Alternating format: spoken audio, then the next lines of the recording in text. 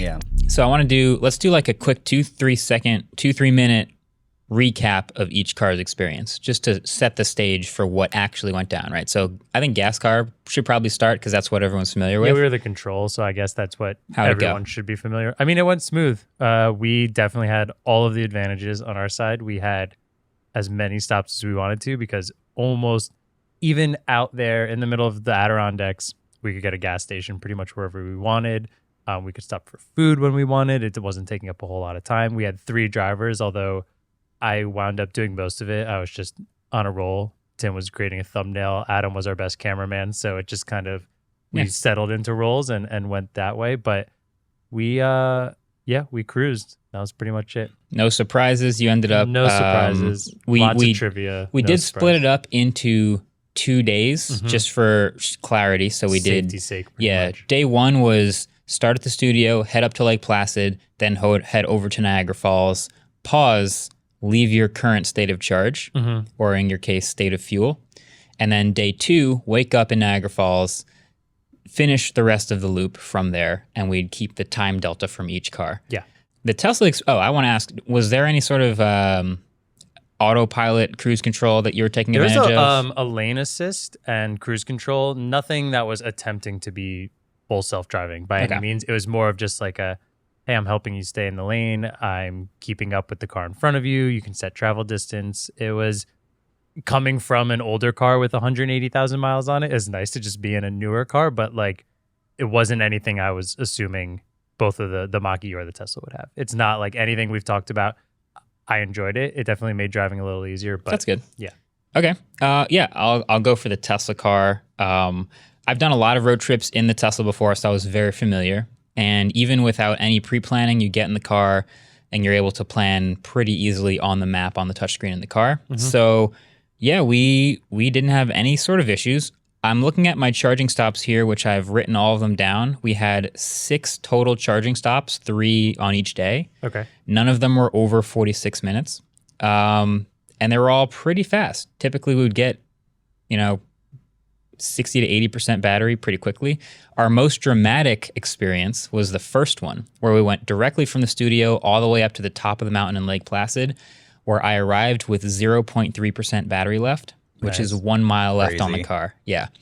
So I was chilling. I was definitely going very slow up that hill to make sure that worked out. But once we got there, that was our first stop, where we charged for half an hour and got to 275 miles. So I was definitely trusting the supercharger network with that one. For sure. Yeah, for sure. Other than that, Autopilot was great. I learned a lot about the limits of Navigate on Autopilot. I still wish I had access to the full self-drive beta where it would like take exits. I didn't have it, but it was great for highway stuff, which was nice.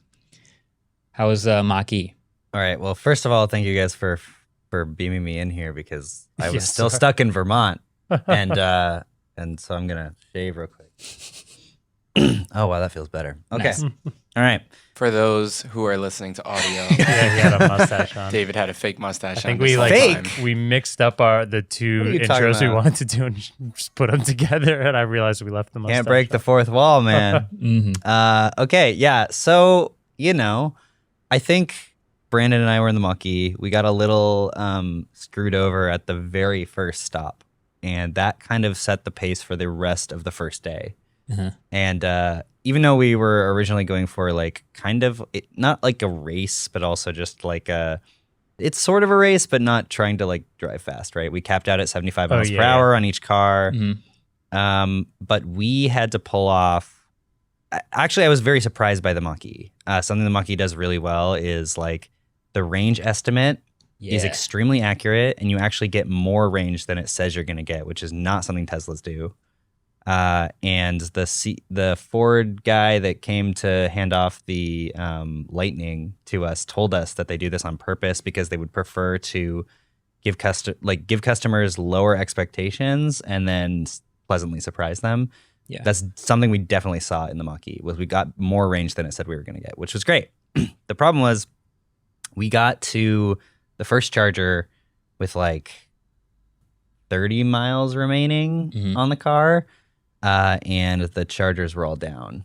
And I guess it was something weird where they were like switching over systems over the weekend and they hadn't finished switching them over or something. But The problem with that was in that area of Upper New York, there's nothing around there. There's that charger, and that is it. You needed that charger to work. We needed that charger to work. Just to be clear real quick, that was an Evolve New York charger? It was an Evolve New York charger, which is, I believe, run by the New York state, but I need to double check that. But they were kind of freaking out when we tweeted about it, and they were like, it's gonna be operational by 3 p.m. And like by that time though, Brandon and I had to drive to Vermont, which was literally the opposite direction than we needed to go, but it was the only one we could make it to. So we had to drive into Vermont. We finally made it to a charger there. There was one charger, and I don't know if you want to get into this now or if we want to get into this later as a broader discussion about the network. Yeah. Would you rather do that later? I kind of like diving into like some of the more general points and like the findings from this, because I didn't know what I would want to say after we do this trip. Like I figured we'd end up with this number at the end of like, okay, we did the trips, we did all 3 cars. Here's how much time it added to the trip in the Tesla. Here's how much time it added to the trip in the Mach-E. Yeah. And those were obviously still our findings, and it's something like an hour or 2 for the Tesla for 1,000 miles, and it's, depending on your experience, anywhere from 3 to 7 hours in the Mach-E, depending on if you have a remote area where there's nothing else and you got to go the wrong direction. You ended up not being able to even hit Lake Placid because you were on your way to another charger. Yeah, we had to skip it. But another thing I was interested in was what you were just mentioning, which is the accuracy of the range estimate in the car. Yeah. I've driven a lot of gas cars where you get a decent range estimate, but you're not really trusting it with your life because there's so many gas stations out there, it doesn't really matter. Yeah. But the Tesla, when I drive any Tesla, it's pretty notoriously giving me a buffer, but the range estimate is perfect conditions. Yeah. And in perfect conditions, my car with the 21-inch wheels said it would get me about 345 miles. I have never gotten that, ever. Yeah. And I've never gotten perfect efficiency, which I think would probably be around 260 watt-hours per mile. I pretty constantly at highway speeds average over 300, typically 300 to 350. And in this car, we're just doing cruise control. Sometimes you're drafting behind a truck. Hills will affect it a little bit. We did that near the end. Yeah, it's very useful. Very useful, by the way. Yeah. But like, I'll set off to a charger, and if the charger is 30 miles away and the car says I have 40 miles to go, I'm actually thinking about it a lot more than you would think. Yeah. Because you think 10 miles, wow, you have a ton of buffer. As you're driving, that buffer also shrinks because it's not perfect efficiency. And I was really impressed. I think we were on a Twitter space or something, and you were talking about the range of the Mach-E, and it was definitely going down much slower despite our same speed. We would go like 2 miles and it would only drop a mile. Like I think every trip between chargers, we would get like 20 to 25 more miles of range than it said we were going to get. That is And I think dream. that's what Ford should be doing. That's like what I think that's awesome. What these electric car manufacturers that like the number one concern for most consumers is the range anxiety of electric vehicles. And the best way to curb that is to like set expectations really low and then beat them. All right. Thanks for hanging with us for this Waveform podcast clip. It's kind of nice that we got to get meta and make a video podcast about road trips, which is probably consumed while people are on road trips, which is kind of neat. So if you're on a road trip right now listening or watching, shout out to you. You're in the metaverse.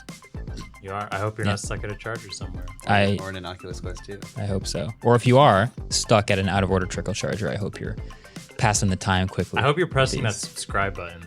That's what it should be. Oh, yeah. Hope you're pressing the sub button. See you in the next one.